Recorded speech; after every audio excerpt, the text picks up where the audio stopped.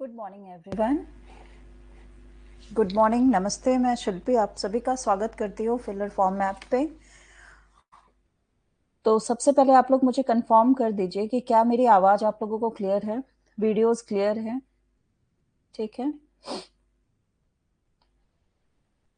Please मुझे बता दीजिए। उसके बाद जो है फिर क्लास स्टार्ट होगी।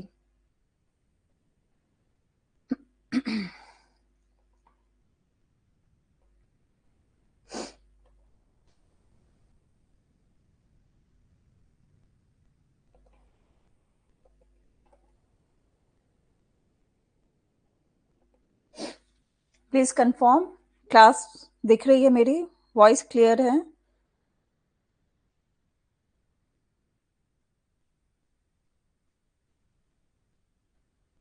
जल्दी जल्दी जुड़ जाइए, क्लास स्टार्ट होने वाली है। आज हम लोग बहुत ही इंपॉर्टेंट टॉपिक जो है ब्रूनर्स की कॉग्निटिव थ्योरी, उसके बारे में डिस्कस करने वाले हैं। तो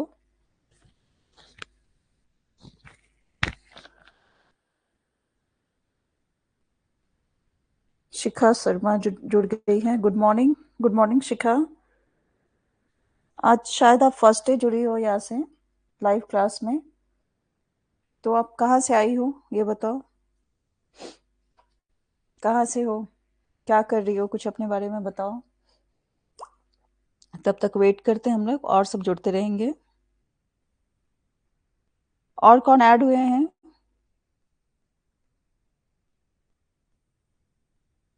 आजमगढ़, ओके। तो आपने नेट का एग्जाम पहले दिया है, ये आपका फर्स्ट अटेम्प्ट है?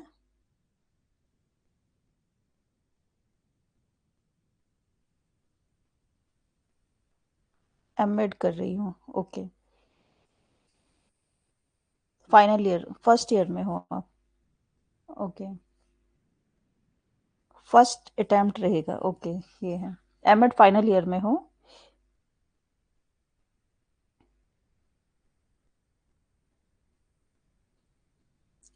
क्या आपने सारे फर्स्ट सेमेस्टर, ओके, मतलब एडमिशन ही लिया है और साथ साथ प्रिपरेशन करेंगे। वेरी गुड, अभी सही तैयारी करनी चाहिए।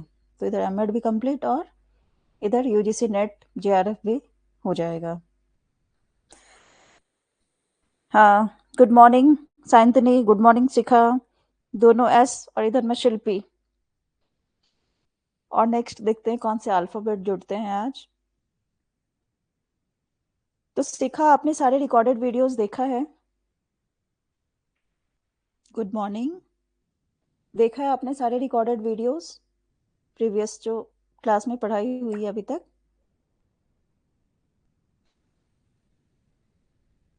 नहीं मैम, नहीं, आप पहले वो देख लो, क्योंकि बीच से आप देखोगे, मान लो समझ तो आ जाएगा, लेकिन बेसिक जहाँ से स्टार्ट हुई है वहां से आप देखोगे। कल से ही ज्वाइन किया है, ओके। मतलब कल ही आपने कोर्स परचेज किया है, ठीक है, कोई बात नहीं। अब ज़्यादा क्लासेस अभी तो हुए नहीं है, 7-8 क्लास हुए हैं। और यूट्यूब पे भी क्लासेस हैं, तो आप वो देख लो जैसे जैसे टाइम निकलता है। ठीक है, वीडियोस को थोड़ा स्पीड बढ़ा के देख सकते हो। तो उससे क्या है कि आपको एक कॉन्सेप्ट समझ आएगा कि चैप्टर में अभी क्या चल रहा है। नहीं तो क्या हो जाएगा कि जो छूट गया ना, वो फिर रह ही जाता है, फिर वो क्लियर नहीं हो पाता है। ठीक है, ओके, वेरी गुड। तो डेली तो वैसे मैं कुछ गुड मॉर्निंग कोट्स कहती हूँ। आज आप ही लोग कुछ कोट्स बताओ मुझे, ठीक है? आप लोग कुछ बताओ मुझे, गुड मॉर्निंग कोट्स क्या होना चाहिए, मोटिवेशनल कोट्स। 1 मिनट का टाइम देती हूँ, चलो आप दोनों ट्राई करो, कुछ कोट्स बताओ।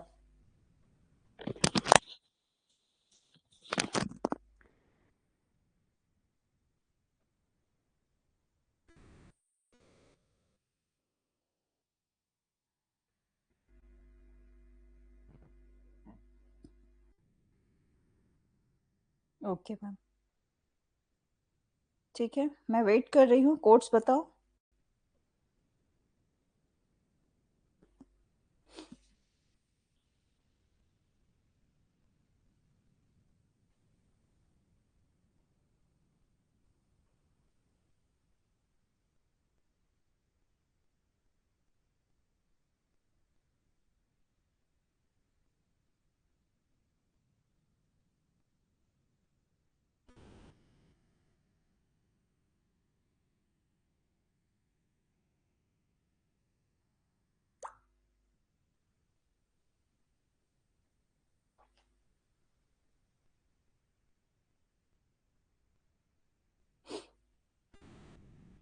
यस।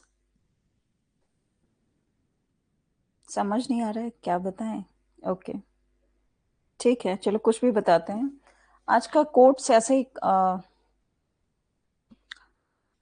क्या कह सकते हैं, सफल आदमी कब होता है? अब हम कहते हैं ना कि मैं, मतलब ये आसपास में क्या देखते हैं, कुछ चीजों को देखते बोलते हैं, मुझे ये अच्छी नहीं लग रही है, ये चीजें मुझे पसंद नहीं है, दुनिया को बदलना चाहते हैं हम लोग। लेकिन एक कहानी थी ना, एक मैं छोटा सा स्टोरी सुनाती हूँ, ठीक है। एक एक राजा थे, और वो कहीं भी जाते थे तो उनका पैर गंदा हो जाता था। तो परेशान हो जाते थे कि मेरा पैर गंदा हो गया, पैर गंदा हो गया। 2 मिनट की कहानी है, छोटी सी। तो वो बोलते थे कि मेरा पैर गंदा हो गया है, मैं क्या करूं क्या करूं। तो उसके बाद क्या हुआ कि बहुत सारे लोगों ने मिलके क्या किया कि राजा के ने कहा कि सॉल्यूशन निकालो तुम, क्या होना चाहिए। तो लोगों ने क्या किया कि पूरे उनके राजमहल को कालीन से बिछा दिया। सभी जगह जहां जहां राजा जाते थे कालीन से बिछा दिया जाता था, ताकि राजा के पैर गंदे ना हो। ठीक है। लेकिन फिर भी क्या होता था कि राजा को कभी कभी ऐसे जगहों पे जाना पड़ता था जहाँ कालीन नहीं बिछाया, जंगल चले गए, किसी और दूसरे के राजमहल में चले गए, किसी दूसरे से रास्ते में मिलने, मतलब राजमहल से दूसरे राजमहल में राजा से मिलने गए, तो रास्ते में तो धूल मिट्टी पैर में लगती थी, उन्हें पैर में चोट लगता था। तो बहुत क्रोधित हो गए, बहुत क्रोधित हो गए। उसके बाद उन्होंने राज में ऐलान करवाया, मतलब उसका सॉल्यूशन ही नहीं निकल रहा है, खर्चे पे खर्चे, पूरा राजकोष जो है सो उसमें खर्च में डूब गया। मतलब कि राजा के पैर गंदे ना हो, कालीन बिछाने में बहुत एक भारी, क्या बोलते हैं, भारी भरकम अमाउंट और भारी भरकम लोग, मतलब बहुत सारे लोग और भारी भरकम खर्चे के साथ ये, मतलब सुविधा देने के लिए सब लोग राजा के पैर गंदे ना हो दिन रात काम करते थे कि सभी जगह कालीन बिछा रहे हैं, जहां जहां जहां तक राजा जा सके। लेकिन फिर भी राजा के पैर गंदे हो जाते थे, कहीं कहीं उन्हें जाना पड़ता था, पैर गंदे हो रहे हैं। अब राजा परेशान, उनके राजमहल के सभी लोग कर्मचारी सब सब परेशान, उनके पैर गंदे हो रहे हैं, अब क्या होगा। फिर राजा ने क्या किया, फिर राजा ने क्या किया कि अनाउंसमेंट करवाया कि जो भी मेरे इस प्रॉब्लम को सॉल्व कर देगा उसको मैं 100 या 1000 जो भी है, मान लो 100 स्वर्ण मुद्राएं उसको दूंगा। ठीक है। तो बड़े बड़े राजमहल में फिर से लोग आए, किसी ने कुछ कहा, किसी ने कुछ कहा, किसी ने कुछ कहा। तो सब फिर वही निकल रहा है कि राजमहल पूरा तो कालीन से बिछा दिया गया है, फिर भी अब क्या हो सकता है। एक आदमी आया उनके पास, वो बहुत गरीब सा दिख रहा था, उसको राजमहल में एंट्री भी नहीं मिल रही थी। लेकिन फिर भी वो आया, राजा ने कहा ठीक है, इसे आने दो, सबका आइडिया सुना हूँ तो इसका भी आइडिया सुन लेता हूँ। वो क्या था, वो क्या उसको कहते हैं, वो चप्पल जूते जो बनाता है, वो थे। उसने क्या किया कि एक राजा के पैर का नाप लिया, और उसके पास जो सामान था, चमड़े थे, उससे उसके नाप का, राजा के नाप का उसने चप्पल बना दिया और राजा को पहना दिया। और बोला कि अब आप चलो, अब जहां भी जाना चाहते हो अब जाओ। तो राजा को पहले अटपटांग सा लगा कि क्या उटपटांग सी हरकत ये कर रहा है, लेकिन फिर वो उसको पहना, सभी जगह घूम लिया जहाँ कालीन नहीं भी बिछा हुआ है, फिर वो वापस आके बैठता है तो उसके पैर एकदम चमक रहे हैं, बहुत खुश, राजा एकदम खुशी से झूम उठा। उसके बाद उसने जैसे उसने वादा किया था कि 100 स्वर्ण मुद्राएं देगा, तो राजा ने उन्हें दिया और उन्हें ससम्मान वापस किया, वापस भेजा। और इस तरह से क्या हुआ कि राजा का जो प्रॉब्लम है वो भी सॉल्व हो गया, कि सभी जगह को कालीन नहीं बिछा, खर्चे, भारी भरकम खर्चे भी नहीं लगे, और राजा के पैर भी गंदे नहीं हुए। ठीक है। तो आज का मोटिवेशनल कोट्स ये है, ये कहानी से तो सीख मिलती ही है। एक दूसरी बात इसमें ये और है कि अगर हम चाहते हैं कि दुनिया को बदले, तो पहले शुरुआत अपने से करनी होगी। अगर हम चाहते हैं कि कहीं गंदगी ना हो, तो पहले अपना देखेंगे ना, कि मैं अपना पैर ढक लूं, तो बाहर तो गंदगी नहीं होगी ना, वही पैर से सभी जगह जाएंगे। तो मतलब शुरुआत खुद को बदलने से करना चाहिए, ना कि दुनिया को बदलने से। हम पूरी दुनिया को नहीं बदल सकते हैं, लेकिन खुद को बदल सकते हैं। आप खुद को बदलो, आपको देखने का नजरिया चेंज हो जाएगा लोगों के लिए। ठीक है। समझ आया? समझ आया तो कमेंट करो, क्लास आगे करते हैं। ठीक है। कैसी लगी ये स्टोरी? यस मैम, समझ आया। चलो, थैंक यू। चलो क्लास स्टार्ट करते हैं। ये है फिलर फॉर्म ऐप। इसका जो है सो टेलीग्राम आईडी है, इंस्टाग्राम है, व्हाट्सएप है, सभी जगह इनकी आईडी है। बहुत अच्छा, थैंक यू। मोटिवेशनल कोट्स, कुछ ना कुछ स्टोरी बोलनी चाहिए ना, है कि नहीं? आप लोग भी स्टोरी सोच के आओ और आप लोग भी बोल सकते हो, आप लोग भी कोट्स बोल सकते हो, ठीक है? बताना आप कि आप लोग कुछ कहना चाहते हो, तो फिर मैं टाइम दूंगी आप लोगों को, आप लोग टाइप करना, बताना। बहुत अच्छी स्टोरी है शिखा, साइंथनी, बहुत अच्छा। थैंक यू, थैंक यू सभी। आप सब आप लोगों को पसंद आई मेरी स्टोरी, इसके लिए बहुत बहुत धन्यवाद। तो नेक्स्ट ये है, ये यूजीसी फिलर फॉर्म का है ऐप, और ये शिल्पी SHILP शिल्पी 10, ये मेरा कूपन कोड है। तो इसको अप्लाई करेंगे तो 10% डिस्काउंट आपको मिलेगा, ठीक है? ये ऐप का टाइमिंग है, ये यूट्यूब का टाइमिंग है। 3 क्लासेस यूट्यूब पे हो चुकी है। ऐप का 11 बजे से टाइम है। आज थोड़ा सा मैं 11:30 से स्टार्ट की हूँ कुछ कारण से, ठीक है? मोस्टली 11 बजे से क्लासेस स्टार्ट होती हैं। तो आज हम लोग पढ़ेंगे Brunner's theory of cognitive development. Jerome Bruner इनका पूरा नाम है, और इन्होंने कॉग्निटिव डेवलपमेंट थ्योरी दी है, ठीक है? मतलब ब्रूनर का संज्ञानात्मक अधिगम का सिद्धांत।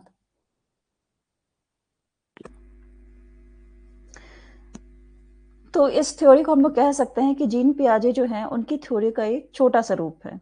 मतलब पियाजे ने जो कॉग्निटिव डेवलपमेंट के बारे में जो बताई, उसी का एक थोड़ा सा छोटा रूप है। अब जीन पियाजे कौन थे? वो साइकोलॉजिस्ट थे। उन्होंने मेंटल प्रोसेसेस को लेके सिक्वेंशियल स्टडी करने का काम किया था, ठीक है? मेंटल प्रोसेस को उन्होंने बताया, इम्पोर्टेंस बताया। आप दोनों हिंदी इंग्लिश किस में कंफर्टेबल हो? वैसे तो यहाँ बाइलिंगुअल होती है, इंग्लिश और हिंदी दोनों में होती है। देखो पीपीटी भी उसमें है, इंग्लिश में भी है और हिंदी में भी है, ठीक है?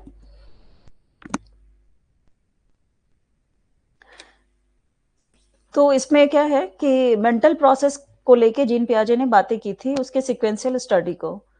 और ब्रूनर जो है, मतलब जेरोम ब्रूनर इनका पूरा नाम है, ये जीन पियाजे के ही सिद्धांत का एक सिंथेसाइज रूप इनका है, एक्सपेरिमेंट। मतलब कि जीन पियाजे के कॉन्सेप्ट का एक छोटा सा रूप ये प्रस्तुत करने के लिए काम करते हैं, ठीक है?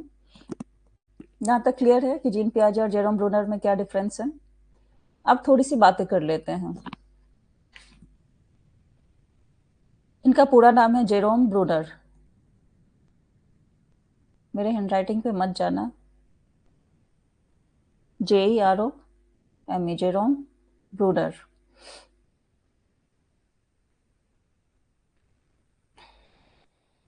जेरोम ब्रूनर, ये 1915 में इनका जन्म हुआ, ठीक है? बर्थ हुआ, और डेथ अभी हाल फिलहाल इनकी हुई है 2016 में, उनकी डेथ हुई है। तो मतलब बहुत हाल फिलहाल की बात है ये एक अमेरिकन साइकोलॉजिस्ट थे, और इनका जन्म न्यूयॉर्क सिटी में हुआ है, ठीक है? इनका जन्म न्यूयॉर्क सिटी में हुआ, ड्यूक यूनिवर्सिटी से, जहां से इन्होंने बैचलर्स डिग्री साइकोलॉजी में इनको मिली है। 1937 में इनको 1937 में इन्हें बैचलर्स डिग्री मिली है, बैचलर्स डिग्री, ठीक है, साइकोलॉजी में। ये तो इनकी बात हो गई। और क्या है कि ये जो ब्रूनर है, इनके काम की बात करते हैं तो ये एक प्रोलिफिक राइटर है, मतलब विपुल लेखक थे, और रिसर्चर भी थे, यानी कि शोधकर्ता भी थे। Bruner was a prolific writer and researcher. His most famous book is the process of education. इनकी एक बुक है पब्लिश्ड, बहुत सारी बुक इन्होंने लिखी है, लेकिन एक जो किताब है बहुत ज़्यादा इंपॉर्टेंट है। आपको हो सकता है कि एग्जाम में पूछ ले, इस किताब का नाम पूछ ले और पूछे कि ये किसने लिखा है, ठीक है? और 4 ऑप्शन देते, वाइगोत्स्की, पियाजे, कोल्सबर्ग, या जो भी है ब्रूनर। तो उसमें आप बताओगे कि ब्रूनर, या फिर आपसे पूछे कि ब्रूनर जो है उनकी लिखी हुई किताब का नाम क्या है। तो एज ए स्टूडेंट हमारी जिम्मेदारी बनती है कि अगर हम पढ़ रहे हैं तो उसके बारे में पूरी जानकारी रखें। ठीक है, तो उनके किताब के नाम है the process of PROCESS process of education. ठीक है, EDUCATION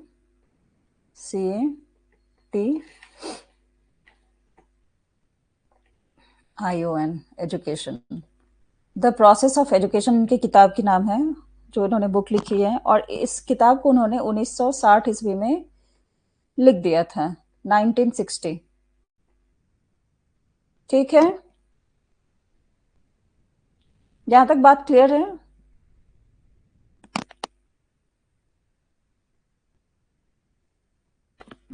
Jerome Bruner, JEROME, Jerome Bruner, BRUNER, इनका पूरा नाम है साइंथनी।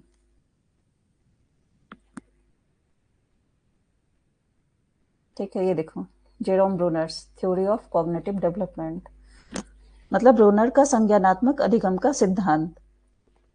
यहाँ तक ब्रूनर्स के बारे में समझ आई आप लोगों को? आगे बढ़ूं, अब इनके कॉन्सेप्ट के बारे में बात करते हैं। मैं पीपीटी थोड़ा खाली रखती हूँ ताकि समझाने में मुझे समझ आती है। समझ आ रही है आप लोगों को? क्लियर बताओ।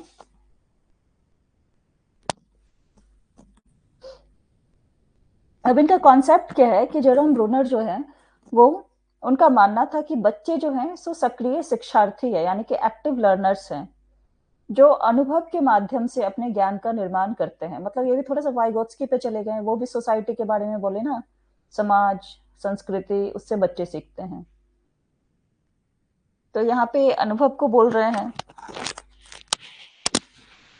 कि अनुभव के आधार पे बच्चे जो है एक्टिव लर्नर होते हैं। ठीक है, तो इनका फोकस भी क्या है, मेंटल प्रोसेस पे है। मतलब इनका फोकस क्या है कि मेंटल प्रोसेस ही है वहां पे, कि मेंटल प्रोसेस इनका कहाँ से विकसित होता है, अनुभव के आधार पे। इनका कहना है कि बच्चे जो है, मतलब चाइल्ड जो है, ठीक है, चाइल्ड जो है क्या है, वो एक्टिव लर्नर होगा, एक्टिव होगा। ज्यादा एक्टिव रहेगा तो क्या होगा, अच्छा लर्नर बनेगा वो। कहते हैं ना, कोई बच्चा बहुत एक्टिव रहता है तो उसको बोलते हैं ये तो परेशान करके रख देता है मुझे, लेकिन उससे हमें इरिटेट नहीं होना चाहिए। जो जितना एक्टिव है, जितना ज्यादा बच्चा एक्टिव है, उसका लर्निंग स्किल्स उतना ज्यादा अच्छा रहता है। ठीक है, समझ आ रही है? तो इनका मानना था कि बच्चे जो एक्टिव लर्नर्स होते हैं, जो एक्सपीरियंस के माध्यम से सीखते हैं। अब कैसे सीखते हैं उसके बारे में बातें करते हैं। ठीक है, मतलब इनका फोकस भी क्या था, स्टडी का। अब ये पूछेगा कि ब्रूनर्स का भी फोकस जो है, ब्रूनर्स थ्योरी का फोकस किस में था, वो भी है मेंटल प्रोसेस पे है। मतलब इनका कहना है कि मेंटल प्रोसेस जो है, फोकस मेंटल प्रोसेस पे था, और इसी से बच्चे की लर्निंग होती है। ठीक है, मेंटल प्रोसेस, PROCESS, और इसी से क्या होती है, मेंटल प्रोसेस से लर्निंग होती है। कैसे लर्निंग होती है, अब इसके बारे में हम लोग जानेंगे। मतलब बच्चा जो है वो आया संसार में तो उसको कुछ नहीं पता है, लेकिन वो ज्ञान का निर्माण कैसे करता है, अपने नॉलेज के आधार पे, देख के, सीख के, कंस्ट्रक्ट देयर ओन नॉलेज। तो वो कैसे करता है, अनुभव के आधार पे, अपने एक्सपीरियंस के आधार पे करता है। कब करता है अनुभव, कब उसको मिला, जब वो एक्टिव हुआ तब उसको अनुभव मिला, मतलब तब वो उसको एक्सपीरियंस मिला। ठीक है, क्लियर है आप लोगों को? कमेंट नहीं आ रहा है, मुझे नहीं दिख रहा है, आप लोग कमेंट नहीं कर रहे हो। यहाँ तक क्लियर है? अब देखते हैं कि इन्होंने 4 टर्म्स दिए हैं। ठीक है, आगे बढ़ने से पहले इनके 4 टर्म्स के बारे में जानते हैं कि 4 टर्म्स क्या क्या है। 4 टर्म्स है। यस यस, ओके, शायद नेटवर्क इशू होगा इसलिए मुझे आप लोगों का कमेंट नहीं दिख रहा था। ओके, दोनों का कमेंट आ गया। तो 4 टर्म्स इन्होंने दिए हैं, तो इनकी थ्योरी जानने से पहले हम लोग ये 4 टर्म्स क्या है उसके बारे में जानते हैं। ओके, तो पहला टर्म्स है inactive representation, ENACTIV, inactive, okay, और ये TIV है, रिप्रेजेंटेशन, REP लिख देती हूँ। मतलब कि प्रतिबिंबात्मक सॉरी क्रियात्मक निष्पादन, इनएक्टिव मतलब क्रियात्मक निष्पादन। अब दूसरी बात इन्होंने बताई है 4 टर्म्स में से, दूसरा है इनका आइकॉनिक, आइकन जान रहे हैं ना हम लोग, तो वो चीज है आइकॉनिक रिप्रेजेंटेशन। आप लोग क्लास में पेपर पेन लेके बैठा करो, जो जो मैं बताती हूँ साथ साथ नोट डाउन करते रहो, ठीक है। तीसरी बातें हैं, मतलब आइकॉनिक दूसरा हो गया, यानी कि प्रतिबिंबात्मक निष्पादन।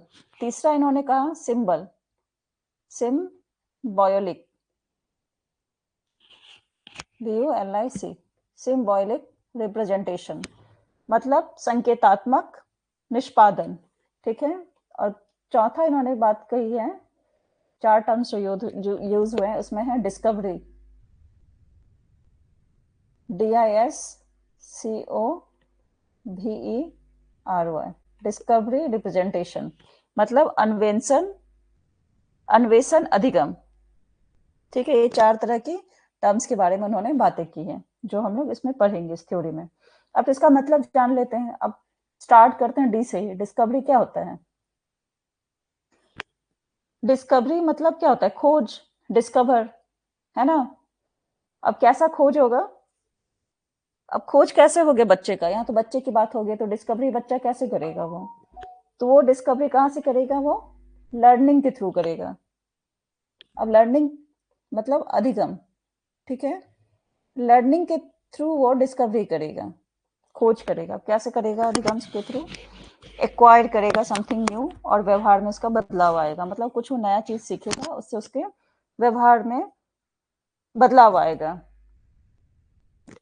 तो यहाँ ब्रूनर साहब जो है, उनका ये कहना है कि बच्चे को हम रेडीमेड हर कुछ ना दे। कितने पेरेंट्स होते हैं वो बच्चे को हर कुछ रेडीमेड देते हैं, या टीचर ही देते हैं कि मान लो हर कुछ, अब एनसीईआरटी बुक ही है, या मान लो कि कोई भी किताब है, तो उसका एक एक क्वेश्चन सॉल्व करके देंगे कि बच्चा तुम इसको रट लो, इसको बना लो, इसको प्रैक्टिस कर लो। एग्जाम्पल मैंने बताया।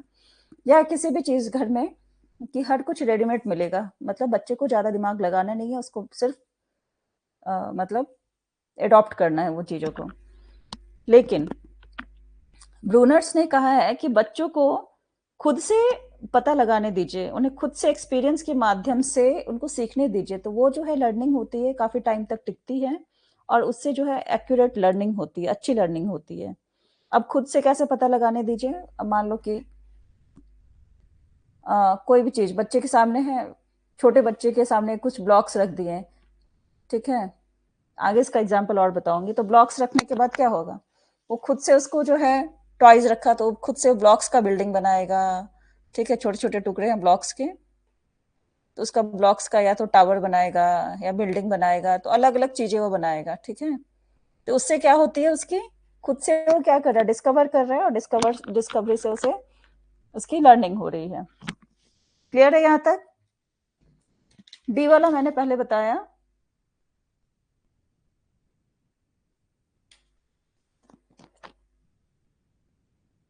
मतलब इसमें क्या होगा, डिस्कवरी लर्निंग में क्या होगा कि a type of learning in which the learner discovers new information on their own.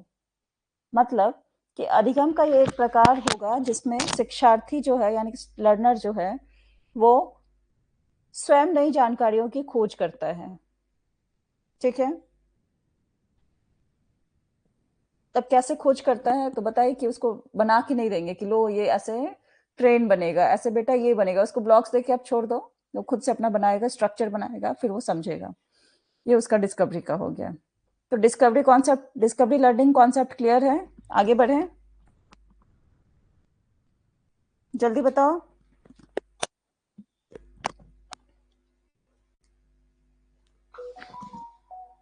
Clear है आप लोगों को? नेक्स्ट है हम लोग इनएक्टिव रिप्रेजेंटेशन, यानी कि ए में आते हैं। अब इसका हिंदी होता है क्रियात्मक निष्पादन। क्रियात्मक निष्पादन क्या होता है? मतलब ये एक प्रकार का जो है निरूपण कह सकते हैं कि जो शारीरिक क्रियाओं एवं गतिविधियों पर आधारित होता है। इनएक्टिव, एक्टिव वर्ड है ना यहाँ पे, एक्टिव कैसे होंगे, फिजिकल एक्टिविटी करके एक्टिव रहेंगे, तो शारीरिक क्रिया वहां पे आया। A type of representation that is based on physical actions और मूवमेंट्स, मतलब यहाँ पे मूवमेंट्स होगा।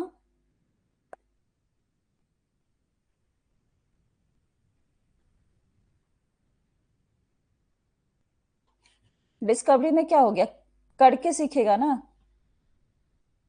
इसमें क्या होगा, लर्निंग बाय डूइंग हो गया, करके सीखेगा वो, डिस्कवर करेगा चीज, ठीक है।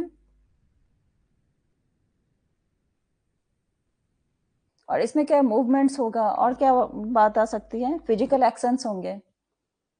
मूवमेंट्स कहाँ होगा, फिजिकल से होगा ना, हाथ पैर कैसे चलाएंगे, फिजिकल आया वो, फिजिकल एक्शंस।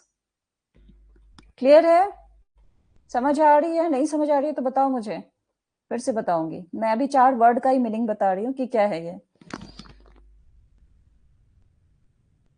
तो इसमें ये क्या बोल रहे हैं इनएक्टिव रिप्रेजेंटेशन में, कि बच्चा जब अपना फिजिकल एक्शंस कर रहा होता है, दौड़ रहा है, चल रहा है, डांस कर रहा है, कोई एक्टिविटी कर रहा है, कुछ भी कर रहा है फिजिकल एक्टिविटी से, फिजिकल एक्शंस कर रहा है कुछ भी वो, तो वो क्या करता है कि वो अपने फिजिकल एक्शंस के माध्यम से सीख रहा होता है, लर्निंग उसकी हो रही होती है।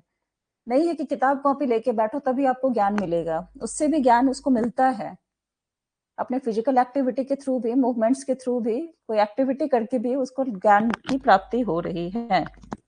अब इसका क्या क्वेश्चन एक आता है, मोस्ट इंपॉर्टेंट क्वेश्चन एक आता है इसमें, कि अगर आपको कहीं दे कि फिजिकल थिंकिंग का संबंध किससे होता है, physical thinking, PHYSICAL, physical thinking, physical thinking, ठीक है, शारीरिक थिंकिंग मतलब चिंतन, फिजिकल थिंकिंग का संबंध किससे आएगा, ऑप्शन आपका आएगा इनएक्टिव रिप्रेजेंटेशन, दूसरा आएगा आइकॉनिक रिप्रेजेंटेशन, तीसरा आएगा सिंबॉलिक रिप्रेजेंटेशन, और चौथा आएगा डिस्कवरी लर्निंग।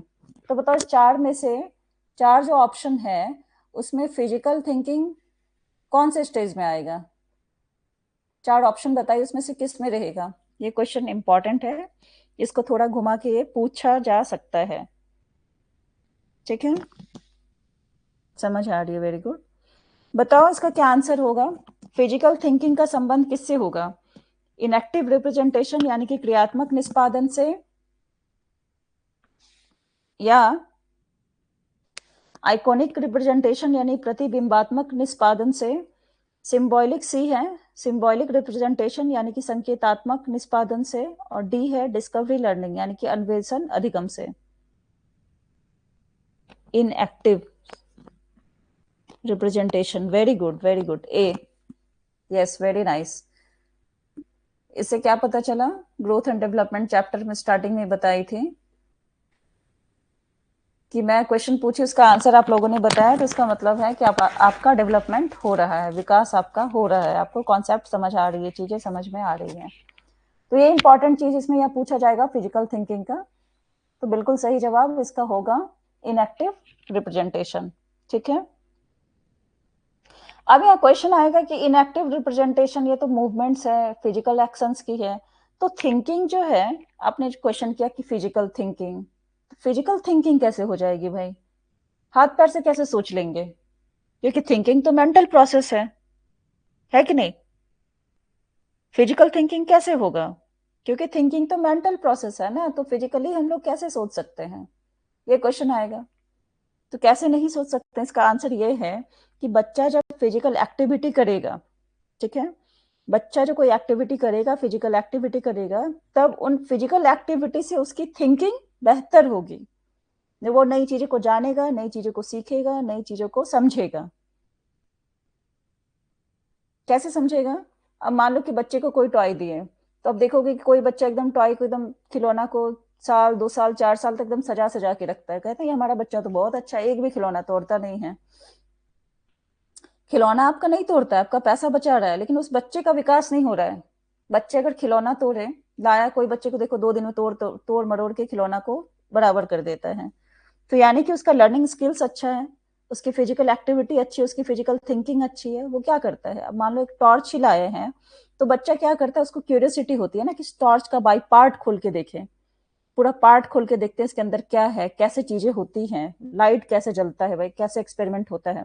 तो छोटा बच्चा, उसको ये सारी साइंस की बातें तो पता नहीं है, लेकिन फिर भी उसकी क्यूरियोसिटी होती है, उसका थिंकिंग, फिजिकल थिंकिंग जो है, सो क्या होता है, वो सोचना स्टार्ट करता है किसको, फिजिकल एक्टिविटी से, मतलब हाथ से तोड़ मरोड़ के बाई पार्ट सबको खोल के अपने से ट्राई करेगा, सब कुछ खोल खाल के हर एक पार्ट को अलग करके देख लेता है, फिर वो समझता है। तो उससे क्या होता है, उसकी फिजिकल एक्टिविटी से उसकी थिंकिंग बेहतर होती है। आपका अगर बच्चा कोई खिलौना तोड़े तो प्लीज उसको ना डांटो, उसकी थिंकिंग अच्छी हो रही है, पॉजिटिव चीज है उसके लिए, ठीक है।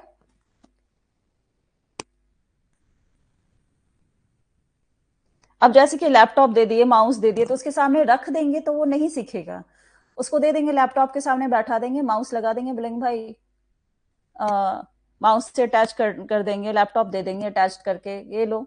तो उसके बाद कुछ कुछ एक्टिविटी करेगा, पेंटिंग करेगा, ड्राइंग करेगा, इधर उधर ऑन करेगा, ऑफ करेगा, तो उससे क्या होगा, वो एक्टिविटी बेस्ड लर्निंग होगी उसकी, और बच्चा सीखेगा। क्लियर है, इनएक्टिव रिप्रेजेंटेशन, क्रियात्मक निष्पादन क्लियर हुआ। पहले मैंने डिस्कवरी लर्निंग बता दिया, डी ऑप्शन बता दिया था पहले, ये देखो पहले डी बताया और अभी बताया इन एक्टिव रिप्रेजेंटेशन। डिस्कवरी में ही उसका है डिस्कवर, मतलब खोज, मतलब learning by doing. In active representation मतलब एक्टिव, अब एक्टिव कैसे होगा, फिजिकल एक्शन से, उसके बारे में बात की गई है। उसी में एक क्वेश्चन में बताई फिजिकल थिंकिंग, तो उसको एक्सप्लेन किया कि फिजिकल थिंकिंग कैसे होगी, क्योंकि थिंकिंग तो एक मेंटल प्रोसेस है।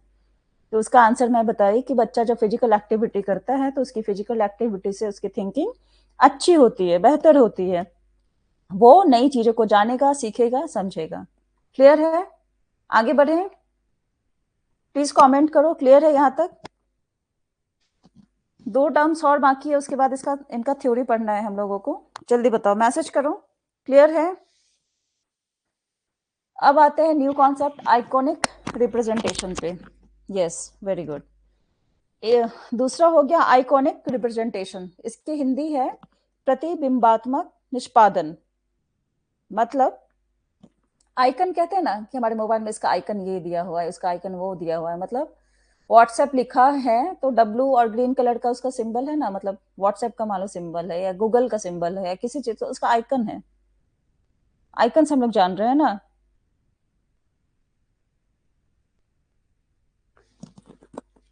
ठीक है,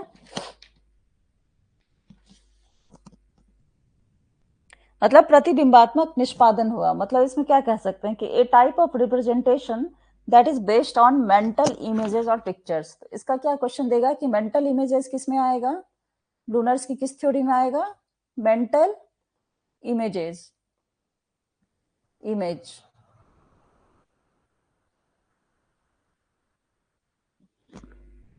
और पिक्चर्स, ठीक है।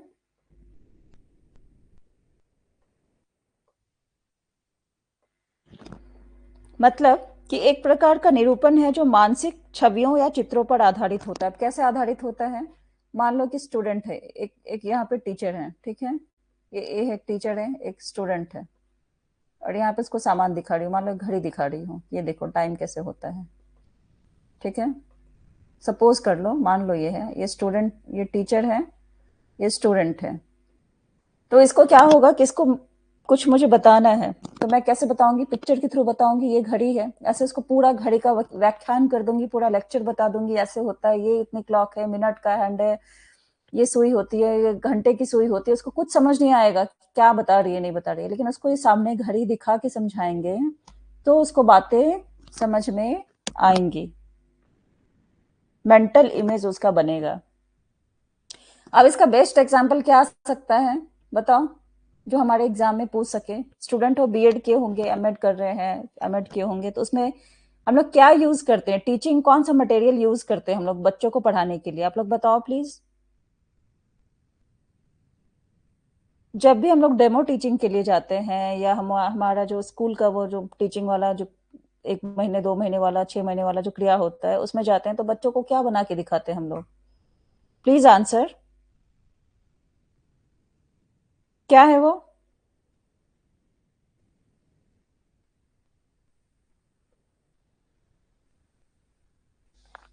बीएड करते हैं तो टीचर्स ट्रेनिंग में क्या चीज हम बच्चों को दिखाते हैं? पूरा हिंट मैं दे चुकी हूँ। Lesson plan. अच्छा, लेसन प्लान में और क्या इंक्लूडेड रहता है? लेसन प्लान के साथ हम लोग क्या क्या ले जा सकते हैं साथ में? अब बताओ, पूरा तो नाम मैं बता दी। लेसन प्लान, वेरी गुड, बहुत क्लोज हुआ। उसके साथ और क्या लेते हैं?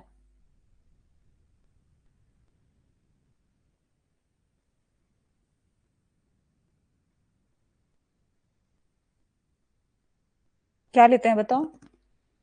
उसके साथ हम लोग लेते हैं TLM, teaching learning material. Chart बना के ले जाते हैं ना, कुछ मटेरियल ले गए या उससे रिलेटेड कुछ ले गए, ठीक है। अब हम लोग जो बच्चों को चार्ट बना के ले गए, बायो मान लो पढ़ा रहे हैं, उसका चार्ट बना के ले गए, ह्यूमन बॉडी का चार्ट बना के ले गए, आईज का चार्ट बना के ले गए, अगर आईज के बारे में बता रहे हैं, तो क्या होता है, वो टीएलएम जो है सो किसका बेस्ड है? वो आइकॉनिक रिप्रेजेंटेशन है। अब जो हम लोगों बच्चों को चार्ट से पढ़ाएंगे, मतलब कॉन्सेप्ट तो थ्योरी तो बता रहे हैं, लेकिन फोटो दिखा के जो दिखाएंगे, आइकन से जो उसको टीएलएम से जो उसको रिप्रेजेंट करेंगे, तो क्या हुआ, मेंटल उसका इमेज बनेगा पिक्चर का, ठीक है, और उससे उसका कॉन्सेप्ट बहुत क्लियर होगा। यस मैम, समझ में आया? तो ये क्वेश्चन आपसे आ सकता है कि टीएलएम किस में आएगा, तो वो आएगा बी में, आइकॉनिक रिप्रेजेंटेशन में। समझ में आई बात? Okay, yes ma'am. अब तीसरी चीज आती है यहाँ पे, आइकॉनिक तो क्लियर हो गया। अब तीसरी बात आती है, क्या है, ब्रूनर्स की चौथी बात, डिस्कवरी मैंने पहले बता दिया, फिर इनएक्टिव बताया रिप्रेजेंटेशन, फिर आइकॉनिक बताया, फिर अब सिंबॉलिक बता रही हूँ, ये फोर्थ हो जाएगा। तो सिंबॉलिक में क्या होगा, सिंबल, ठीक है। तो इसमें क्या होता है, संकेतात्मक निष्पादन इसको हिंदी में कहते हैं। तो ये एक प्रकार का निरूपण है जो शब्दों या प्रतीकों पर आधारित होता है, मतलब एक टाइप का रिप्रेजेंटेशन है that is based on words और सिंबल्स। अब कैसे बेस्ड है वर्ड्स एंड सिंबल्स? सिंबल, देखो ये सिंबल है तो इसका आंसर यहीं से आ जाएगा, सिंबल, ये यहाँ आ जाएगा, ठीक है। जहाँ ये कीवर्ड दिया रहा तो वो उसका आंसर है। अब सिंबल के अंदर भी घुसेगा कि मान लो कि कोई बच्चा जो है, उसको हम लोग नहीं बताए कुछ भी, लेकिन उसको इतना बताएं कि प्लस का जो साइन मिलेगा कहीं भी हम लोग जाएंगे, ठीक है, गाड़ी से जा रहे हैं, कहीं भी प्लस साइन दिखे तो समझ जाना कि वहां वो हॉस्पिटल का साइन है। तो बच्चा को सिंबल समझ आ गया। अब कहीं भी आप जाओगे तो आपको बताएगा कि देखो वहां प्लस साइन बना है, यानी कि आगे हॉस्पिटल है। मतलब बच्चों की वहां पे कैसे लर्निंग हुई, सिंबल के थ्रू।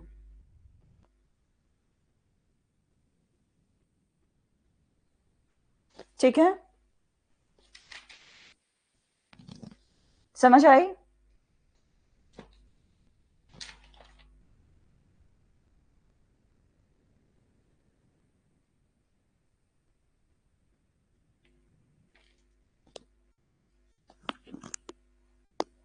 इसको हम लोग फिगरेटिव रिप्रेजेंटेशन भी कह सकते हैं, ठीक है। मतलब कि फिगर के थ्रू हम लोग बता रहे हैं, इसको सिंबल को फिगरेटिव भी कह सकते हैं। यहाँ पे ये नोट डाउन कर लो आप, FIGURATIV,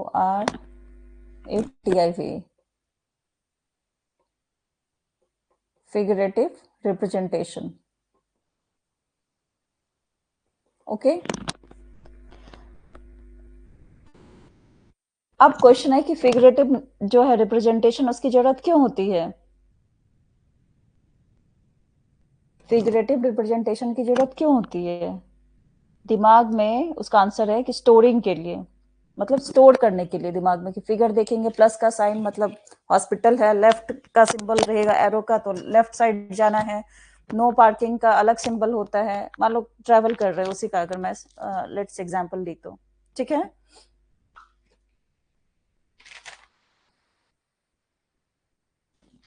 तो उसके अलग सिंबल होते हैं, तो उसका क्या है, मतलब हम लोग क्या करते हैं कि फिगर को रिप्रेजेंट करने की जरूरत क्यों होती है?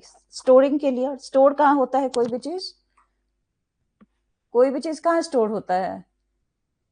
अब दिमाग में चिप लगा हुआ है ना, मतलब दिमाग का मेमोरी। तो ये हमारा जो ब्रेन है उसके मेमोरी में कोई भी चीज स्टोर होता है, वहां इसका फिगर से हम लोग स्टोरिंग कर सकते हैं, ठीक है, स्टोरिंग के लिए। ओके, क्लियर है? क्लियर है तो मैसेज करो। यहां तक क्लियर है? अब इसके बाद मैं स्टेजेस बताऊंगी, आप लोग बताओ।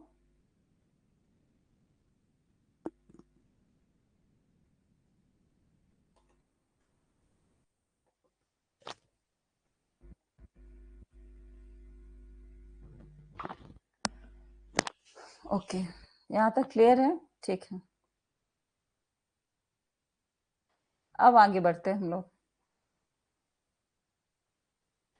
ठीक है। तो ये तो हो गई, मान लो कि ये पीपीटी बनाया है, तो यहाँ देखो ब्रूनर्स की थ्योरी के बारे में बताया कि क्या क्या है, इनएक्टिव रिप्रेजेंटेशन बताया है। अभी मैंने बताया ना इनएक्टिव रिप्रेजेंटेशन क्या है, यानी इसका हिंदी भी देख लो। प्रति प्रतीक मानिक निरूपण।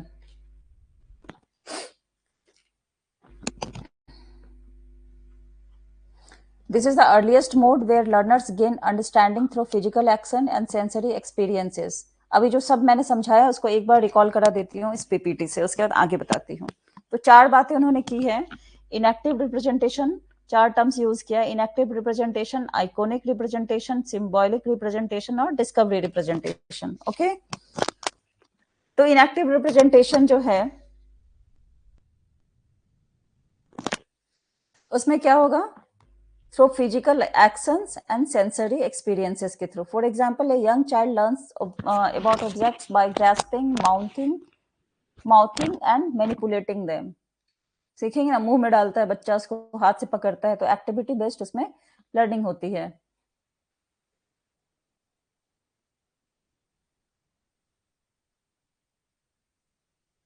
ठीक है, इसमें डिस्कवरी लर्निंग की बात हो गई है, स्पाइरल लर्निंग की बात हुई है, एक्टिव लर्निंग की बात हुई है। पॉइंट वाइज मैं समझा रही हूँ, ठीक है।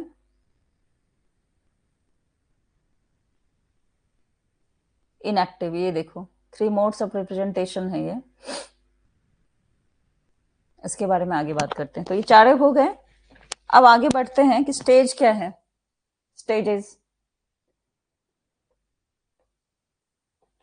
Stages of Brunner's cognitive learning. ठीक है, क्या क्या स्टेजेस हैं? Brunner's proposed the 3 stages of cognitive learning which are as follows. First one is inactive stage, वो लर्निंग था, यहाँ पे हो जाएगा stage. Okay,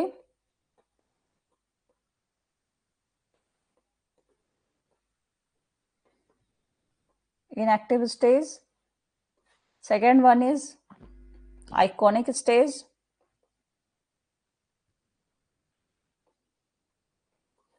And third one is symbolic stage. Okay,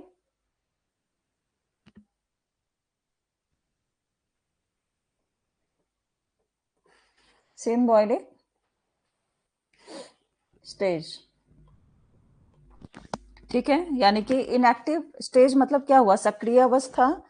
iconic stage मतलब हुआ प्रतिबिंबात्मक अवस्था।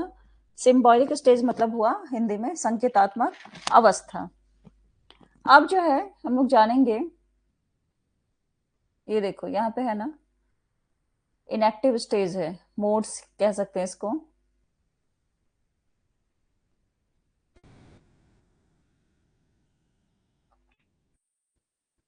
एक इसके पहले एक चीज रह गया मेरा बताना, चलो वो बताती हूँ। ये मोड्स को पढ़ने के पहले एक बहुत ही इंपॉर्टेंट चीज है, स्कैफोल्डिंग। वाइगोत्स्की की थ्योरी में हम लोग टर्म्स एक पढ़े थे, स्कैफोल्डिंग, SCAFFOLDING। ओके, स्कैफोल्डिंग इसका हिंदी में क्या होता है? हिंदी होता है इसका ढांचा, पार या मचान इसको कहते हैं। ठीक है, तो ये यूज का कैसे होता है, मतलब वाइगोत्स्की थ्योरी में इसका हम लोग यूज पढ़े थे। कहाँ पढ़े थे यूज? वाइगोत्स्की थ्योरी में।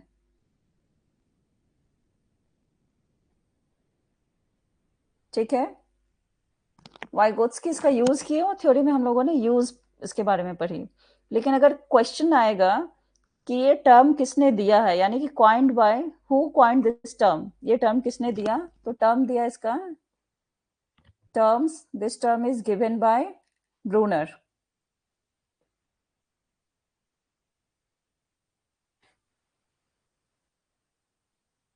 This term is given by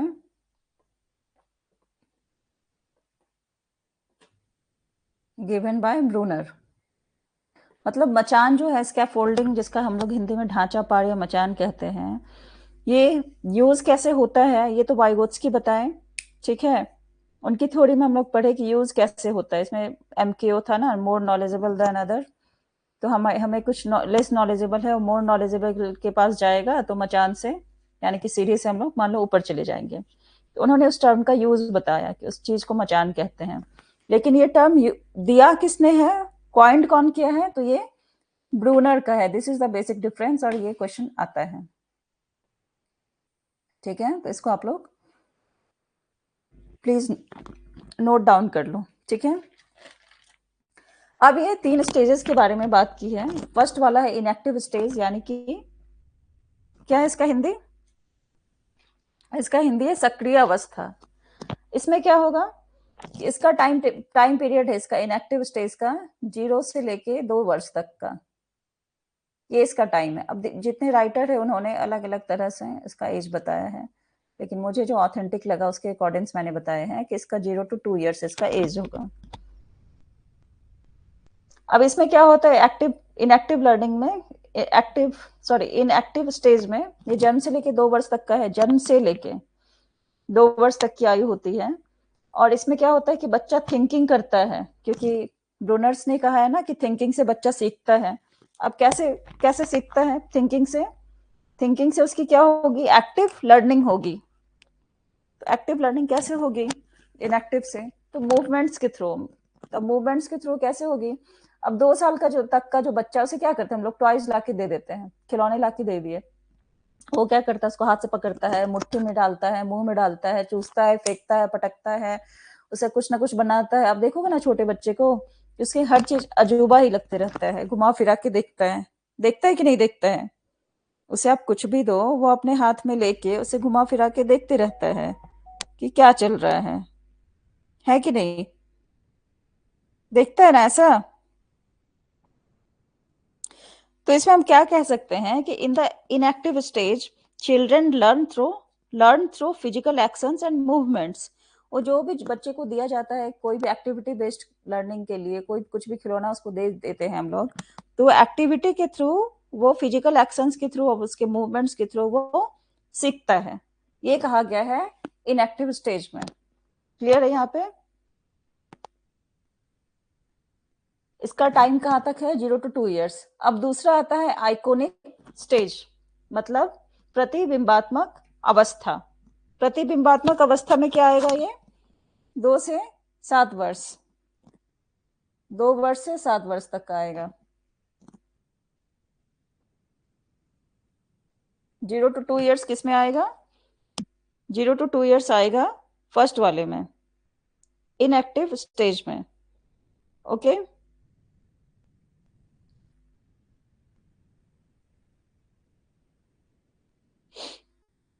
clear है।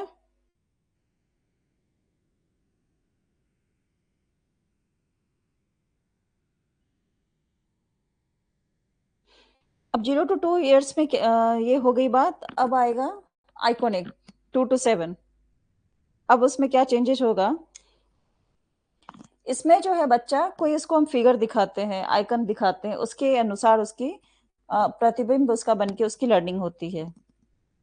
मतलब कैसे हम लोग कह सकते हैं कि इन दिस स्टेज, यानी कि iconic stage, children learn through mental images and pictures. उसके आइकन दिखाया, कुछ फोटो दिखाया, जैसे घड़ी का फोटो दिखाया या कुछ और दिखाया, तो उसको आइकन दिखा के हम लोग बता सकते हैं।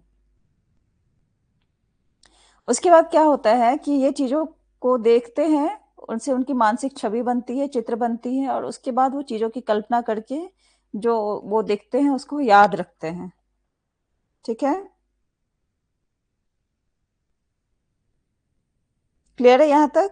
इसका टाइम पीरियड क्या है? 2 से 7 वर्ष।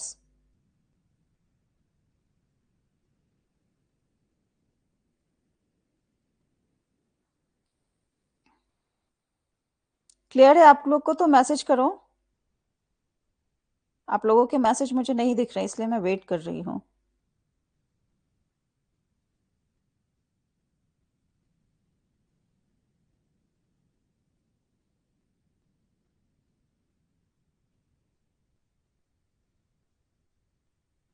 अब इसका एक और एग्जाम्पल ले सकते हैं। आइकॉनिक का क्या एग्जाम्पल हो सकता है? मान लो कि इस एज का जो बच्चा है, 2 से 7 साल का जो बच्चा है, ठीक है, वो कोई नया जानवर की तस्वीर देखा और तस्वीर देख के वो उसके बारे में जान सकता है, सीख सकता है। उसका आकार, उसका रंग कैसा है, उसका विशेषता कैसा है, ये सब हम वो याद कर सकता है।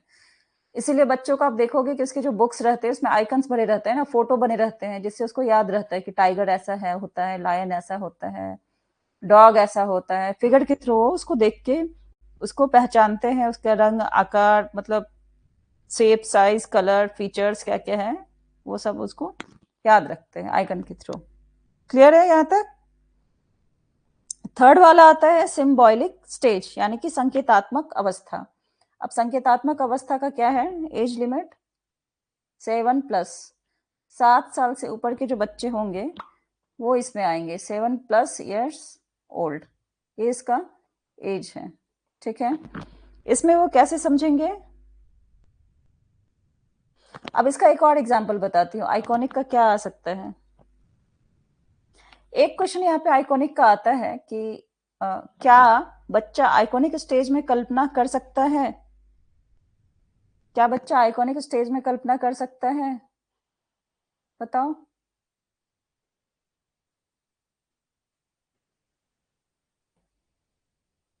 Yes ma'am. ओके।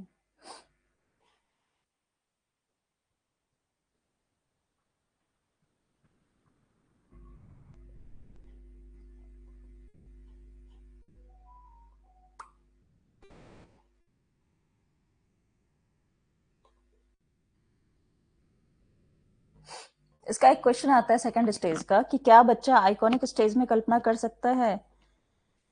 तो इसका आंसर है कि हाँ, बच्चा आइकॉनिक स्टेज यानी कि 2 से 7 साल के बीच में कल्पना कर सकता है, लेकिन उन्हीं के संबंध में जो उसने देखा हुआ है। अब कुत्ते का हम लोग दिखा रहे फोटो, उसको डॉग का फोटो दिखाएं, कैट का फोटो दिखाएं, लायन का फोटो दिखाएं, टाइगर का दिखाएं, एलिफेंट दिखाएं, घर दिखाएं, स्विमिंग पूल दिखा रहे हैं, या जो भी दिखा रहे हैं फोटो, तो उसके बारे में वो कल्पना कर सकता है, स्टोरी देख सकता है, उसी के बारे में सिर्फ वो याद रखेगा। मतलब कि इस एज के बच्चों को हम ऑब्जेक्ट का इमेज दिखाएंगे, पिक्चर दिखाएंगे, फिर उसके बारे में बताएंगे, तो बच्चा जो है सुन के, देख के फिर उस चीजों को याद रख सकता है। इस चीज का एक एग्जाम्पल है चंद्रयान। ठीक है, वो चंद्रयान तो बच्चे क्या है समझ रहे हैं अभी। चंद्रयान का खिलौना दिखाओ, चंद्रयान का उसको जो यूट्यूब पे वीडियोज है वो दिखाया जाता है बच्चों को, वो दिखाते हैं। चंद्रयान का बहुत सारा अभी टॉयज आता है लॉन्चिंग वाला, सेम स्ट्रक्चर रहता है, और चंद्रयान कुछ कुछ मतलब उस टाइप का बना रहता है, जो चंद्रयान के फीचर्स थे उसी से लेके। तो बच्चा क्या होता है कि वो सब चीजें दिखाओ, फिर आप चंद्रयान के बारे में समझाओगे तो बच्चे को याद रहता है। चंद्रयान को बच्चा समझता है, उस चीजों को समझ जाएगा। ठीक है, थर्ड वाले की बात करते हैं। दो दो बातें हो गई। थर्ड के सिंबॉलिक में क्या आएगा कि 7 साल से ऊंचे, जो 7 साल से बड़े रहेंगे बच्चे, 7 वर्ष से अधिक, उनके बारे में ये बातें होती हैं।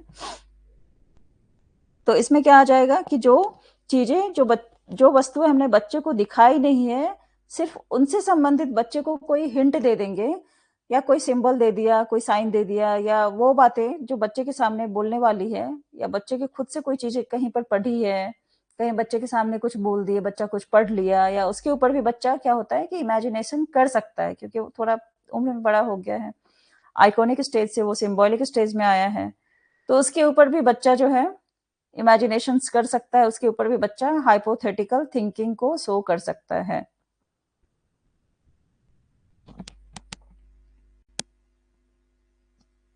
अब कैसे शो कर सकता है? मान लो कि बच्चे को अमेरिका जो है उसके बारे में हम लोग बता रहे हैं, तो अमेरिका जाके तो नहीं बता रहे, उसका इमेज दिखाएं, उसके बाद बता रहे अमेरिका इतना, इसका ग्रोथ ऐसा है, इतना इतना विकसित देश है, ये इसका ये है, उसके सारे फीचर्स उसको बता रहे हैं। या हम ही लोग अपने दिमाग में देखो कि हम लोग सब कंट्री के बारे में जान रहे हैं कि वो कंट्री ऐसा है, वो कंट्री ऐसा, तो सभी कंट्री में तो गए नहीं है, ठीक है। तो हम लोगों ने कहीं पढ़ा है, कहीं न्यूज़ में देखा है, लेटेस्ट न्यूज़ देखा है, या कहीं भी पढ़ा है, लिखा है, या कुछ उसके बारे में सुनी सुनाई बातें होती है, कोई किसी ने हिंट दे दिया, तो उसके बाद से वो इमेजिनेशंस हो सकता है, हाइपोथेटिकल थिंकिंग होती है, और हम वो चीज़ों को याद रखते हैं। समझ में आया? तो कह सकते हैं कि in the symbolic stage children learn through words and symbols. Symbol और वर्ड के थ्रू याद रखते हैं, प्रतीक के माध्यम से याद रखते हैं। They learn by reading, writing and using numbers. वो पढ़ना, लिखना और संख्याओं का उपयोग करना सीखते हैं, ठीक है।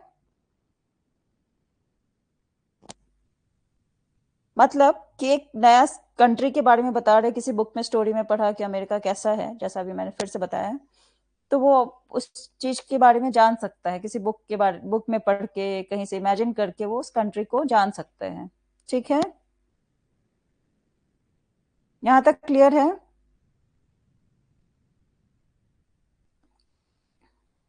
तो ये इनकी थ्योरी थी। अब यहाँ देखो, inactive representation, information is represented through action. मतलब बच्चा एक्टिविटी के थ्रू देख रहा है ना, मूवमेंट्स के थ्रू सीख रहा है। फिर आइकॉनिक रिप्रेजेंटेशन में आइकन, बुक में पढ़ रहा है, आइकन देख रहा है, पिक्चर देख के समझ रहा है। सिंबॉलिक में क्या हो रहा है, सिंबल के थ्रू पढ़ रहा है, ठीक है। लैंग्वेज है, मैथमेटिक्स है, सिंबल है, तो उसके थ्रू वो पढ़ रहा है। These are learning modes, 3 modes of representation, ठीक है। अब इनएक्टिव का क्या यहाँ पे बताएं, learning through physical actions and sensory experiences. ये चीज आप याद रखना, ये टेबल, ठीक है। तो इसमें क्या है, एग्जाम्पल में क्या लिया कि a child playing with blocks to learn about shapes and sizes.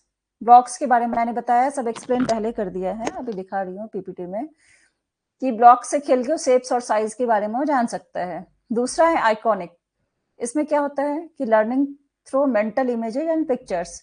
Mental images जो बनते हैं और पिक्चर्स, उसके थ्रू वो याद रखा जाता है। जैसे a child drawing a picture of a dog, photo दिखाया हमने, कैट का, डॉग का पिक्चर दिखाया, उसके थ्रू से याद होते हैं। अब सिंबॉलिक में क्या आएगा, learning through symbols and language. Learning का कैसे होती है यहाँ पे, सिंबल्स एंड लैंग्वेज के थ्रू होती है। ये कीवर्ड्स हैं, इसी से क्वेश्चन आ सकते हैं। इमेजेस एंड पिक्चर्स में कौन सा आएगा, इनएक्टिव आएगा कि आइकॉनिक आएगा कि सिंबॉलिक आएगा, तो आइकॉनिक आएगा। वैसे ही फिजिकल एक्शंस एंड सेंसरी किस में आएगा, तो इनएक्टिव में आएगा। सिंबल्स एंड लैंग्वेज किस में आएगा, तो सिंबॉलिक में आएगा। तो इसका एग्जाम्पल क्या है कि a child using the word dog to refer to the animal. अब डॉग जैसे ही उसको वर्ड बोलेंगे कि डॉग ऐसा था, अब फोटो उसको नहीं दिखा रहे, लेकिन पहले तो फोटो देखा है, कुछ इमेजिन किया है, तो वो समझ जाएगा कि किसके बारे में बातें हो रही हैं। ओके,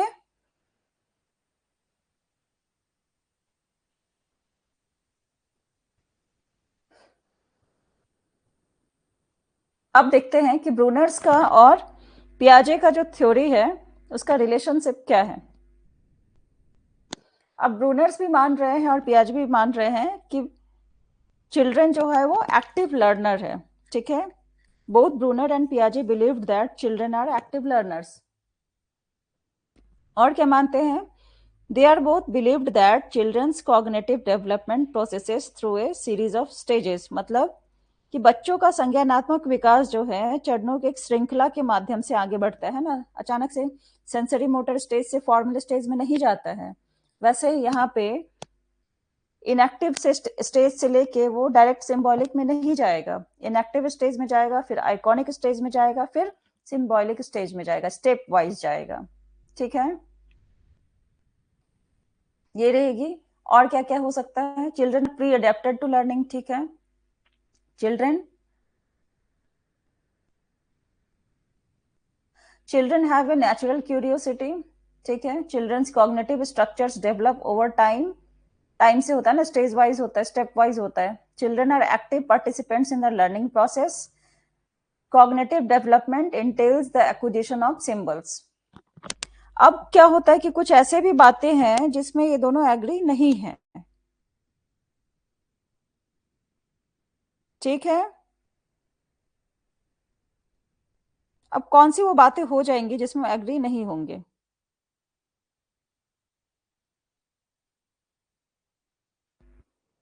सिमिलैरिटीज होने के बावजूद।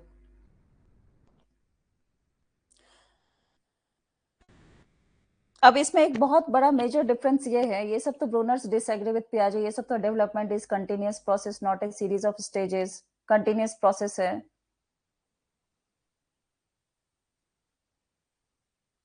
इसका इन शॉर्ट आप समझ लो कि जैसे पियाजे मानते हैं, उनका मानना था कि बच्चे का जो संज्ञानात्मक विकास है उनकी जैविक परिपक्वता से प्रेरित होता है।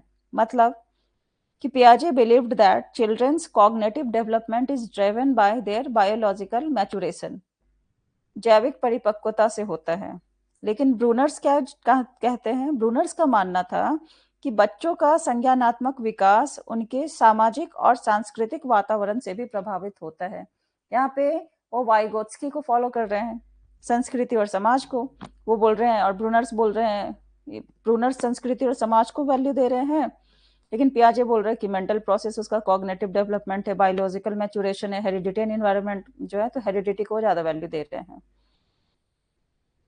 तो इसी तरह ब्रूनर्स क्या बोल रहे हैं कि Bruner's believed that children's cognitive development is also influenced by their social and cultural environment. समझ में आई ये बात? ये मेजर डिफरेंस है। अब जो है एक और चीज यहाँ पे देखते हैं हम लोग।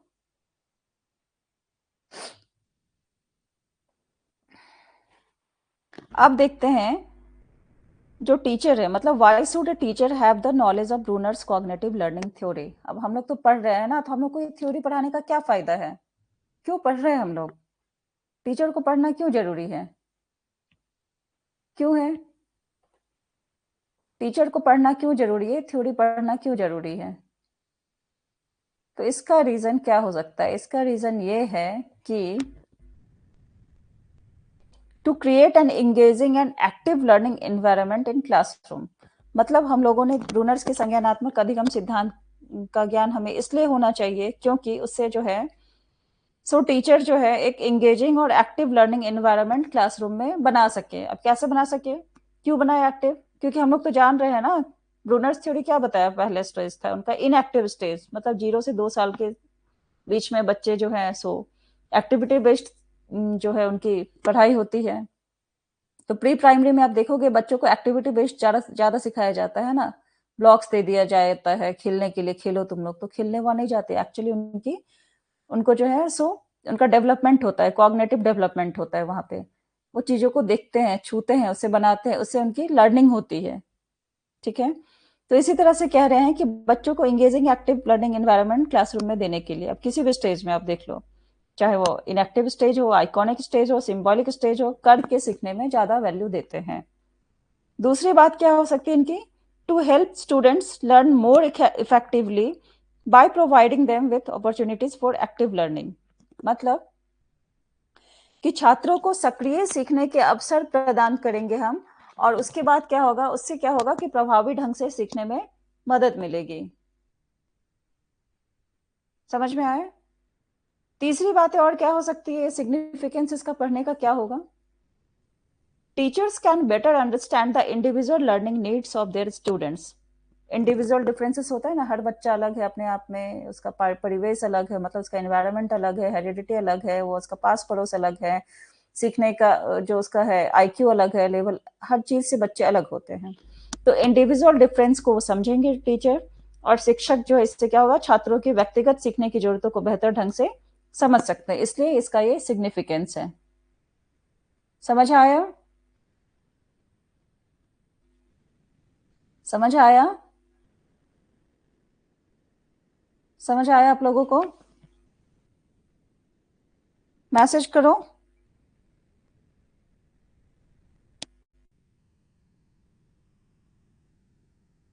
ओके, चलो अब मैं आप लोगों का डेवलपमेंट देखती हूँ कि कितना हुआ है। क्वेश्चन पूछती हूँ, मुझे आंसर देना, ठीक है? दोनों रेडी हो? रेडी हो तो क्वेश्चन पूछूं कि नहीं पूछूं? Ready? Are you ready? How the जोश? Okay, question number 1, in which stage of Brunner very good, दोनों हो, एक्टिव हो अभी। दोनों से क्वेश्चन पूछती हूँ। सभी जो भी है यहाँ पे, कौन देखती हूँ कौन पहले देता है मुझे answer. In which stage of Bruner the information is stored in the form of a code such as language. मतलब कि ब्रूनर के किस चरण में भाषा जैसे कोड के रूप में जानकारी संग्रहित की जाती है। In which stage of Bruner the information is stored in the form of a code such as language. Okay, question समझ आया?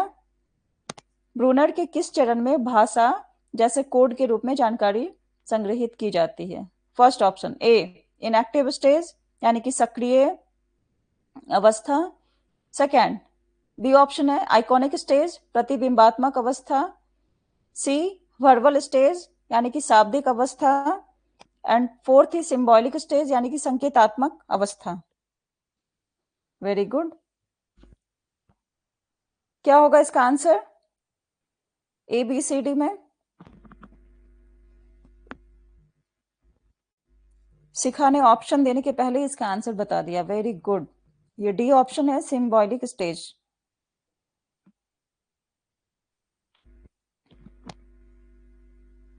डी ऑप्शन सिंबॉलिक स्टेज आएगा इसमें। Very good. सिंबॉलिक स्टेज कौन सा रूप में आता है, कौन सा एज ग्रुप में है? 7+ ईयर्स ओल्ड, 7 साल से जो बड़े बच्चे होते हैं उसका उनका जो है वो सिंबॉलिक स्टेज आता है, और 2 से 7 साल के बच्चों का आइकॉनिक स्टेज आता है। ठीक है, सिंबॉलिक स्टेज। वेरी गुड, दोनों का सही जवाब। आप 1,000 रुपये जीत गए हो। Very good, 7+ years old. अगला जवाब, अगला सवाल 2,000 रुपये के सवाल के लिए। ठीक है, 2,000 रुपया लेना है किसी को? क्वेश्चन पूछूं? सारा जो जितना क्वेश्चन का सही जवाब है सब प्राइस जो जीत रहे हो नोट डाउन करके रखो। कभी जीतू भैया मिलेंगे तो उन्हें बताना आप कितना इतना आप लोग प्राइस जीत चुके हो, फिर उनसे आप लोग बोलना देने। ठीक है, तो 2,000 रुपये का सवाल करूं मैं। Next, are you ready? Yes ma'am, yes ma'am, very good. Question number 2, Bruner introduced a learning method. ठीक है, ब्रूनर ने इंट्रोड्यूस्ड किया एक लर्निंग मेथड, अधिगम की एक विधि की शुरुआत की। उसका क्या नाम है? मोटर लर्निंग यानी कि क्रियात्मक अधिगम, ए ऑप्शन है ये। बी है परसेप्चुअल लर्निंग यानी कि अवधारणात्मक अधिगम। सी है प्रॉब्लम सॉल्विंग लर्निंग यानी कि समस्या समाधान अधिगम। और डी है डिस्कवरी लर्निंग यानी कि अन्वेषण अधिगम। ब्रूनर ने इंट्रोड्यूस्ड किया एक लर्निंग मेथड को। ठीक है, ब्रूनर ने एक अधिगम की विधि की शुरुआत की जिसे क्या कहा जाता है? Motor learning, perceptual learning, problem solving learning और डिस्कवरी लर्निंग। क्या आएगा ए बी सी डी में? जल्दी बताओ क्या आएगा।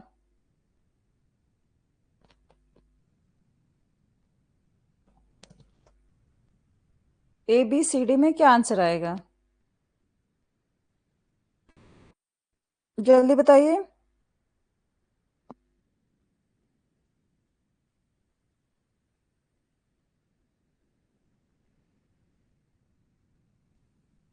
क्या आपने दिया है क्वेश्चन आंसर? सी? नहीं, ये देखो डिस्कवरी मेथड था ना ये।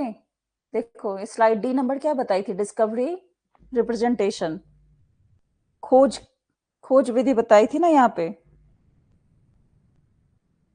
अब इसमें बताओ कि मोटर लर्निंग मैंने कहीं बताया है क्या? ये वर्ड से परसेप्चुअल लर्निंग बताया है कहीं? प्रॉब्लम सॉल्विंग लर्निंग ऐसा नाम बताया है? अब ऑप्शन में नाम से भी जा सकते हो। डिस्कवरी लर्निंग तो मैंने यहाँ बताया ना, 4 टर्म्स उन्होंने यूज किए हैं, inactive representation, iconic representation, symbolic representation और डिस्कवरी रिप्रेजेंटेशन। तो ये रिप्रेजेंटेशन ही आगे जाके उनकी क्या बन जाती है? आगे जाके वो स्टेज बन जाता है, इनएक्टिव रिप्रेजेंटेशन बन जाता है इनएक्टिव स्टेज। आइकॉनिक रिप्रेजेंटेशन जो वर्ड यूज किए हैं वो आगे जाके आइकॉनिक स्टेज बन जाता है। सिंबॉलिक रिप्रेजेंटेशन जो है वो सिंबॉलिक स्टेज बन जाता है। और ये वर्ड क्या यूज किए हैं? डिस्कवरी, रिप्रेजेंटेशन, खोज विधि। ठीक है, मेरा नेटवर्क चला गया था, ओ कोई बात नहीं। तो इसका आंसर होगा डिस्कवरी, डिस्कवरी लर्निंग, अन्वेषण, अधिगम। और क्वेश्चन पूछूं? आर यू रेडी या क्लास क्लोज कर दूं? जल्दी बताओ, और क्वेश्चन पूछूं या क्लास क्लोज करूं? जल्दी से बताओ। मैं दो तीन और क्वेश्चन पूछ सकती हूँ अगर आप रेडी हो तो। यस, और पूछूं? ठीक है, वेरी गुड। चलो, तो नेक्स्ट क्वेश्चन है, कि in which stage of Bruner the information is stored in the form of a, ये तो मैंने पूछा ना अभी, code such as language. Very good, इसका सिंबॉलिक होगा। और क्या पूछूं मैं?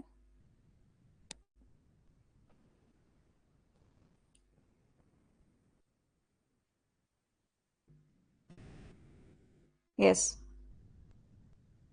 Sayantini organizes a number of activities in the classroom to engage students in active learning.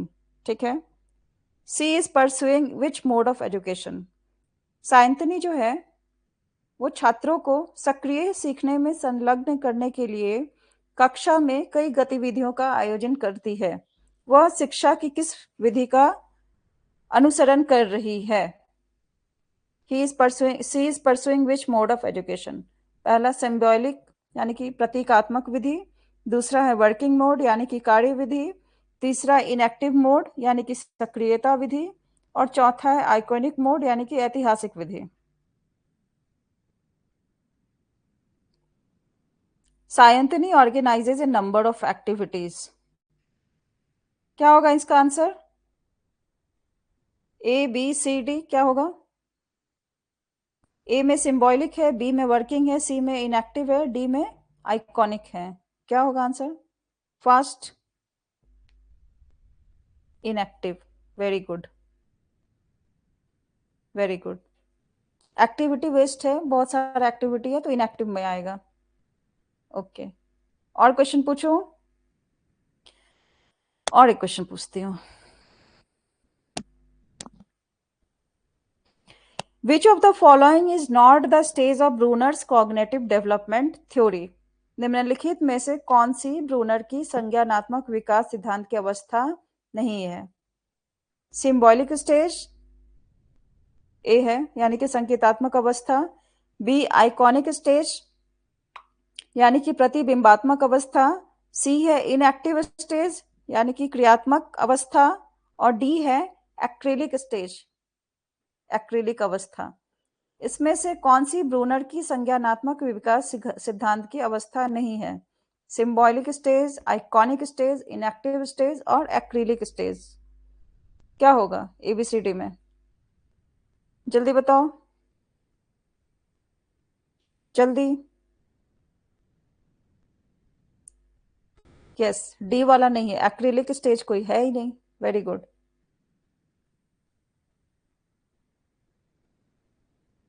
Next question,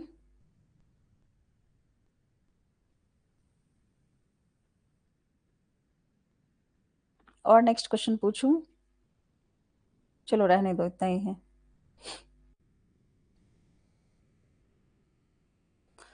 तो ये आज की क्लास थी।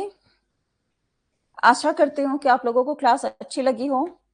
अब मेरे साइड से तो हो गया, अब आप लोग का टर्न है। बताओ, फीडबैक प्लीज, फीडबैक दो, क्लास कैसी है?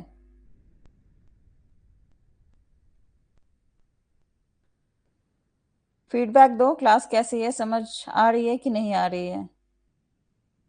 ठीक है,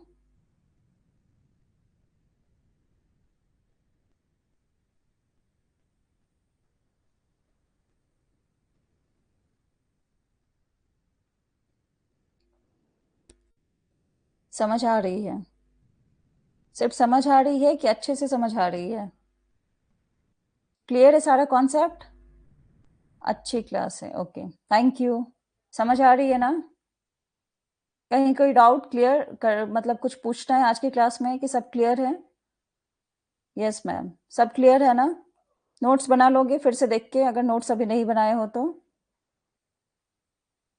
मैं पॉइंट वाइज तोड़ तोड़ के बताती हूँ इसमें, तो आप जो है सो प्लीज़ नोट्स बनाओ। उससे क्या होगा कि कभी आपको कुछ देखना भी है तो कॉपी से आप देख सकते हो, नोट से देख सकते हो पलट के। ओके, ठीक है। और किसी को कुछ पूछना है? यस मैम, नोट बनाना है। और क्लास ज्वाइन करो आप, ठीक है? डेली क्लास करो। लाइव क्लास में देखते हो ना, एक रिकॉर्डेड देखो, लेकिन लाइव क्लास में थोड़ा अच्छा लगता है कि नहीं लगता है? Okay ma'am, yes, very good. चलो, thank you so much class attend करने के लिए।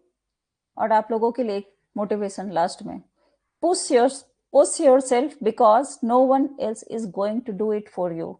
अपने आप को पुश करो, अपने आप को धकेलो, अपने आप को उस लेवल तक ले जाओ, क्योंकि अपने आप के अलावा दुनिया में आपके लिए कोई कुछ नहीं कर सकता है। आप ही अपने लिए बहुत कुछ कर सकते हो। No one else is going to do it for you, है कि नहीं? तो हमें क्या करना है? हर दिन बेहतर करना है, हर दिन ज्यादा पढ़ाई करनी है, हर दिन देखना है कि मेरा जो है कहाँ तक गया है लेवल, उससे आगे मैं कैसे बढ़ूं। ठीक है शिखा, सायंतनी, क्लियर है आप लोगों को?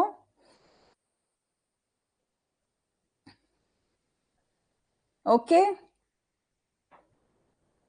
चलो, thank you so much for joining. Thank you everyone. मिलते हैं नए क्लास में नए टॉपिक के साथ। नोटिस में मैं दे दूंगी, और आप लोग प्लीज उस टाइम में ज्वाइन कर लेना। Thank you everyone, thank you so much. Bye bye, take care.